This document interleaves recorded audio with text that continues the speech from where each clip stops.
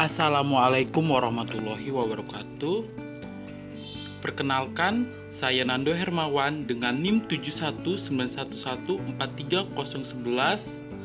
dan di sini saya akan menjelaskan materi tentang perilaku organisasi dalam ujian tengah semester ini.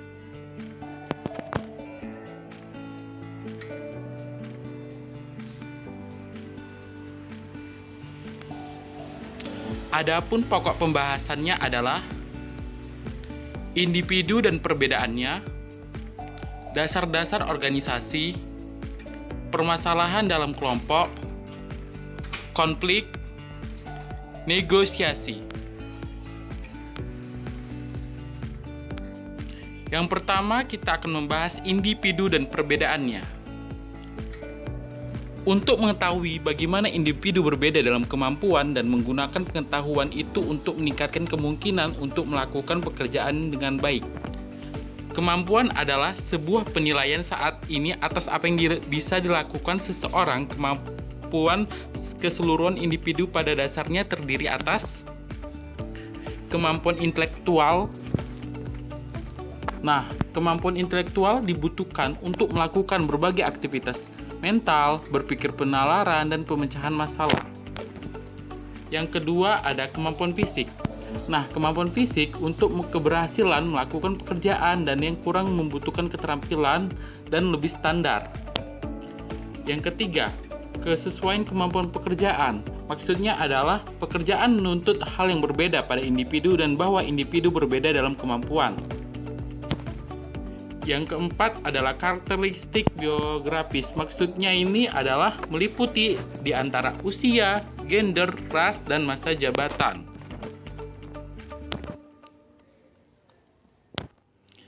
Selanjutnya, dasar-dasar organisasi.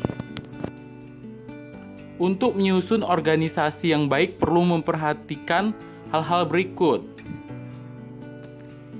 Yang pertama, memiliki tujuan yang jelas. Maksudnya adalah organisasi yang memiliki tujuan yang jelas berarti memiliki arah yang jelas.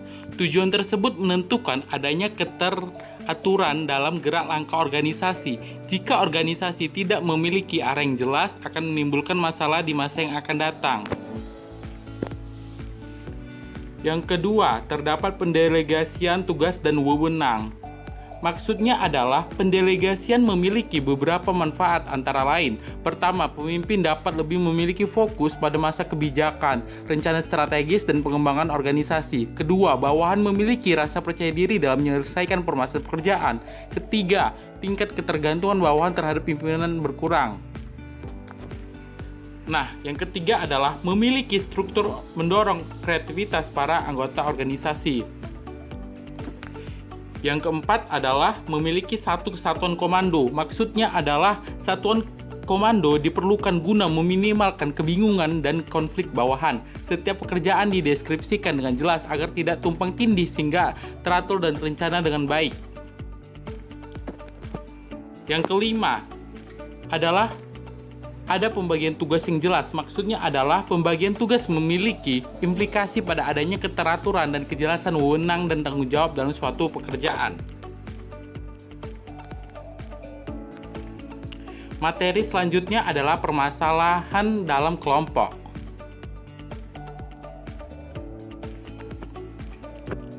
Masalah adalah suatu kendala atau persoalan yang harus dipecahkan. Dengan kata lain, masalah merupakan kesenjangan antara kenyataan dengan suatu yang diharapkan dengan baik agar tercapai tujuan dengan hasil yang maksimal. Permasalahan kelompok adalah kondisi di mana tujuan kelompok tidak sesuai dengan fakta pencapaian kelompok tersebut.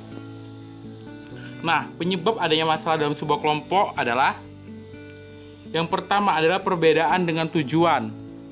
Nah, di sini dijelaskan bahwa dalam suatu kelompok biasanya terdiri dari atas berbagai macam bagian yang bisa mempunyai tujuan yang berbeda-beda nih. Perbedaan tujuan dari berbagai bagian ini kalau kurang adanya koordinasi dapat menimbulkan adanya konflik. Yang kedua, saling ketergantungan dalam menjalankan pekerjaan.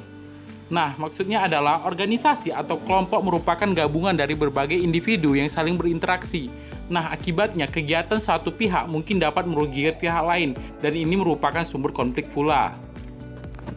Yang ketiga, ada perbedaan dalam nilai atau persepsi. Maksudnya adalah Perbedaan dalam tujuan biasanya dibarengi dengan perbedaan dalam sikap, nilai, dan persepsi yang bisa mengarahkan ke konflik tujuan konflik.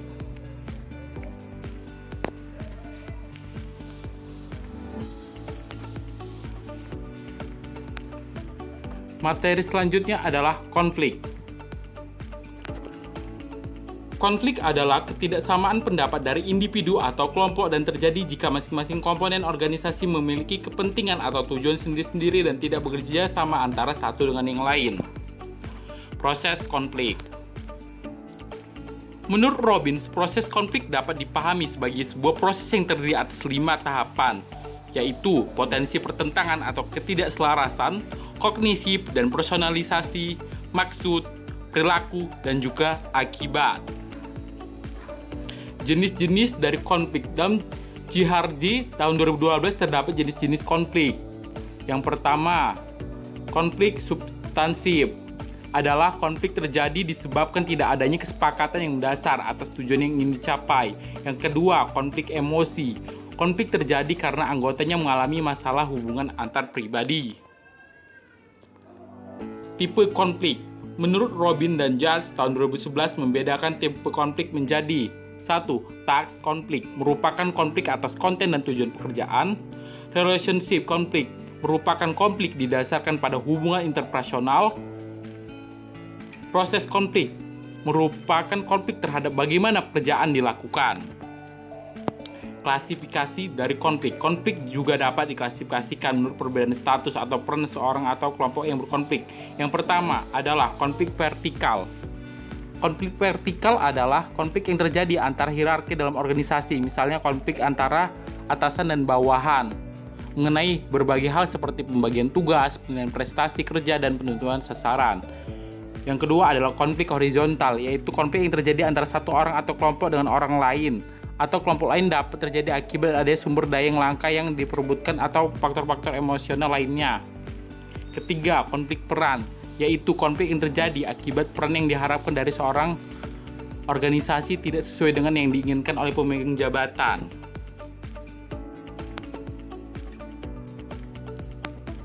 Materi selanjutnya adalah negosiasi. Negosiasi merupakan suatu proses tawar-menawar antara pihak-pihak yang terlibat dalam konflik dan diharapkan ada kesepakatan antara nilai dan dua kelompok. Dalam umum, negosiasi diperlukan dalam kehidupan manusia karena sifatnya yang begitu erat dengan filosofi kehidupan manusia, bahwa setiap manusia memiliki sifat dasar untuk mempertahankan kepentingan dan juga memiliki kepentingan yang akan tetap dipertahankan sehingga terjadi benturan kepentingan.